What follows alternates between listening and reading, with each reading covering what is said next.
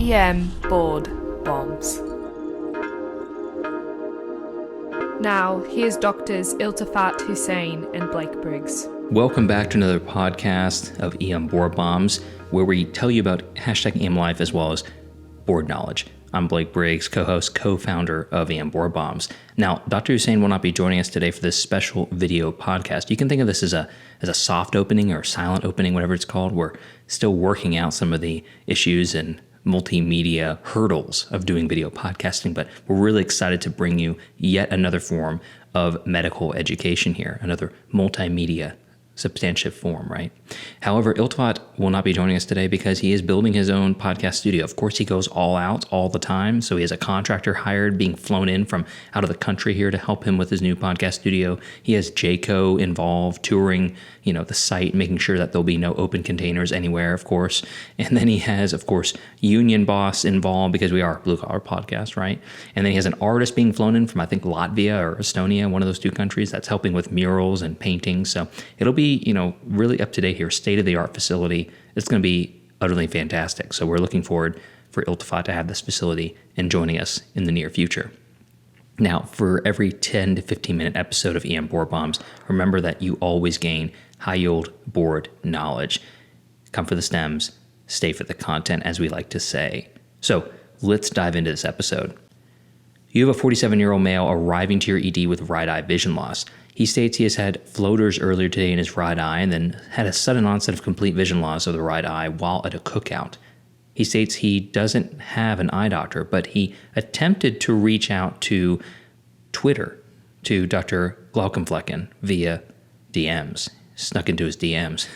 You tell him that Dr. G is indeed a real ophthalmologist, but he does not take Twitter consults, at least not yet.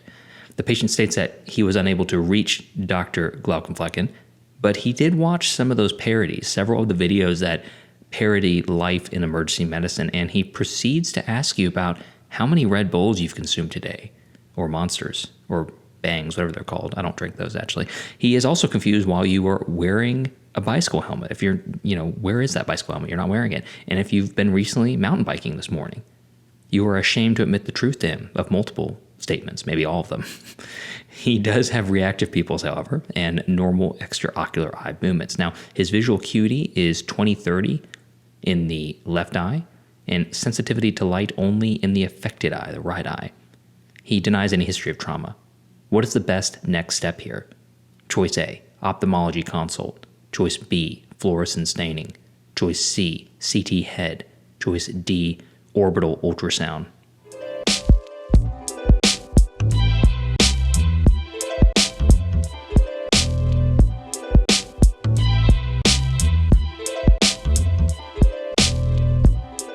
All right, hopefully you thought of that answer here, but before we go over the correct answer, we do have to talk about EM Rapid Bombs, our premium podcast. For each 2 to 4 minutes, you will gain high-yield board knowledge, and the way we do this is we make sure that we're covering coaching and tell you how that question is going to ask certain parts of what you need to know for the test, meaning, hey, this is certain answer choices, here's why they're wrong, but here's how in the future how the test could really ask about this subject. Nothing else in EM education is doing that. We are the only question bank podcast. We have residency group discounts and attending group discounts. Pretty awesome stuff. If you want to get in on that, let us know. And it's a unique opportunity to be part of EM Rapid Bombs. You can subscribe to EM Rapid Bombs at emrapidbombs.supercast.com.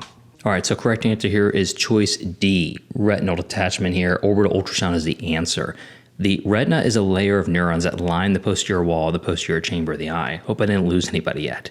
A detachment occurs when this layer separates from the underlying epithelium, resulting in ischemia and progressive vision loss. Scary stuff here if it's untreated. This is like the truest form of an ocular emergency that you'll encounter in the ED. Now, the risk factors include advanced age, male sex, 60% of the time are males, and myopia. Direct trauma is the most common etiology in young patients, but in other ages, you got to think about connective tissue disorders, diabetes, etc. Now, the chief complaints are not very helpful here. We're thinking flashes of light, sudden floaters, curtain drawn over vision. That's the most classic example here, like a curtain coming down or this black line of vision coming over. Now, here's the problem, though. There are 2 other major eye conditions that cause very similar complaints: vitreous hemorrhage and a posterior vitreous detachment. Again, I hope I didn't lose anybody. I feel like every sentence I'm saying I'm losing people because like, oh no, I don't want to learn this. It's simple stuff though. Stay with me. Vitreous hemorrhage is bleeding into the vitreous body, and it can be traumatic or non-traumatic. Majority of cases are non-traumatic. They're managed conservatively. They're not a true eye emergency, but they can definitely cause floaters, flashers, that sort of thing. Sometimes vision changes. You got to have follow-up with these patients in about 2 to 4 weeks with an eye doctor. Now, sometimes retinal detachment itself can cause an associated vitreous hemorrhage. And if that's the case, of course, you're going to address the vitreous hemorrhage. Or if it's due to trauma, you'll address the underlying cause of, why did this vitreous hemorrhage happen, basically. Now, a posterior vitreous detachment is when the posterior vitreous capsule detaches from the retina. This is really similar to a retinal detachment. In fact, they're really difficult to tell apart sometimes, and almost impossible to tell apart just on the history and physical alone. It's an age-related pathology, however, the posterior vitreous detachment. It doesn't require emergent intervention, but it may lead to a retinal detachment in the future. And patients need to closely follow up with ophthalmology. But it's almost impossible, again, to tell the difference between these three based on a simple eye exam. So what do we do here? What can we use? Well, thankfully, we have this thing called ultrasound, not ChatGPT, if some of you were thinking that, or AI, OpenAI. We're talking about ultrasound, bedside ultrasonography, which is fantastic. Yours truly can do it. Yours truly meaning all emergency physicians. And it provides a valuable tool that's been used for decades by ophthalmologists. It's really simple. If you can do ultrasound-guided IVs, you can easily do orbital ultrasounds. Now, how are you going to do this? You want to use a linear probe. Now, that's the probe you use for IVs. It provides the most optimal resolution here. Now, on the ultrasound settings, you want to choose the quote-unquote superficial or small parts preset. Try to avoid selecting testicular as your small parts because patients will look at that and wonder where the probe has been. And it's going to provide the best visualization of the globe. You'll want to avoid putting pressure on the eye with your probe. So hold the probe with the thumb and index finger and rest the remainder of your hand on the bony structures of the face. That'll allow a lot less pressure going into the eye and a lot more comfort for your patient. You'll want to pan through the globe in both the transverse and longitudinal axes, with transverse being a little more important here. Now, bedside ocular ultrasound can reveal what's the scariest thing, right? The retinal detachment. Well, here's the official ophthalmology documentation. Serpentine hyperechoic membrane that appears tethered to the optic disc posteriorly with hyperechoic material underneath. That's how you have to document this. I'm just joking. These findings are consistent with retinal detachment. So basically, if you have this serpentine membrane or a squiggly line that's into the vitreous, that's concerning retinal detachment. Now, what are the other mimickers of retinal detachment? What we talked about earlier. Well, vitreous hemorrhage thankfully looks very different. It's a low amplitude hyperechoic area inside the vitreous chamber, whatever that means. Basically, it means that there's some stuff inside that black vitreous chamber. In the ultrasound, you can turn up the gain sometimes to really catch this and see that there's a bunch of mobile membranes inside the vitreous chamber, and it differentiates from the retinal detachment by not adhering at all to the posterior wall, to the optic disc. When the patient moves the eye, these membranes will move inside the vitreous chamber, as one document I read somewhere called it swaying seaweed. Interesting. Now, a posterior vitreous detachment is a freely mobile hyperechoic membrane that swirls away from the optic disc with movement of the eye. Now, this finding differs from a retinal detachment in that it, quote, crosses the midline. This is very important. That's because the optic disc is in the midline, right? And when you look at the optic nerve, you can see the optic disc right there at the posterior wall. And the posterior vitreous detachment is not going to adhere to this at all. It's very difficult sometimes to differentiate retinal from vitreous detachment depending on the angle of visualization. However, the retina will always remain attached at the optic disc. And this is because the retina is continuous with the optic sheath, whereas the vitreous body is not. Very important here. Now, importantly, to differentiate between a retinal and vitreous detachment here, the optic nerve must be visualized. If you see the optic nerve and you see a detachment and it's not attaching to the optic disc, that's a posterior vitreous detachment. Now, ultrasound can also distinguish between MAC-on and MAC-off detachments. If the retina is still attached to the macula, that's a MAC-on, and central vision is preserved. And emergent repair is going to be essential before it progresses to a MAC-off retinal detachment. Now, how good are emergency physicians at this? I just rambled on about ultrasound findings. It was pretty nerdy.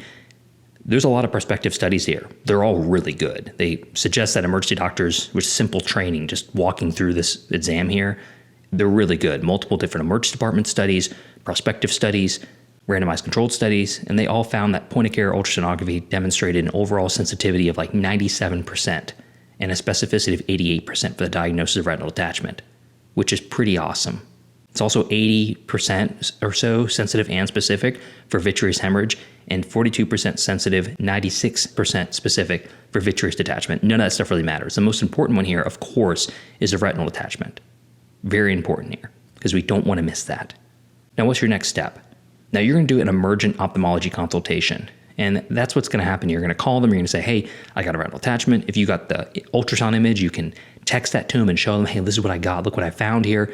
And 99% of the time, ophthalmology will say either one or two things. One, hey, I'll take them to the operating room right now. Or two, I can see him as soon as possible within 24 hours, which is also acceptable too for the majority of cases for patients here. But always remember to advocate for your patients. This is still an ocular emergency. And if there's any doubt to your exam finding, obviously encourage them to come to the ED to do their own exam, or, again, send them your picture of your ultrasound, which really speaks volumes. I do that personally. I send them a screenshot of the ultrasound with no patient identifiers, of course, of what I have. And they say, oh yeah, that's retinal detachment. Or yeah, that could be a posterior vitreous detachment, vice versa, whatever.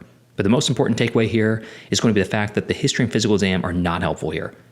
They're going to have vision loss, visual field disturbances, and visual acuity disturbances. But the most important thing here is that the ultrasound is the key answer here. You do a bedside ultrasound, you find one of three things: vitreous hemorrhage, posterior vitreous detachment, or retinal detachment.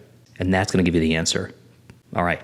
Remember to subscribe to Rapid Bombs. That is our premium podcast. You can find it in the podcast link below right here, or in our video link below if you're watching this video. And thanks for joining us. Next time, we'll hopefully have Iltifat on here and have a full show here, grand opening as we call it, of the Borbomb multimedia video podcast platform. Remember, you can subscribe to EM Rapid Bombs at emrapidbombs.supercast.com. Again, that's emrapidbombs.supercast.com. We'll see you next time.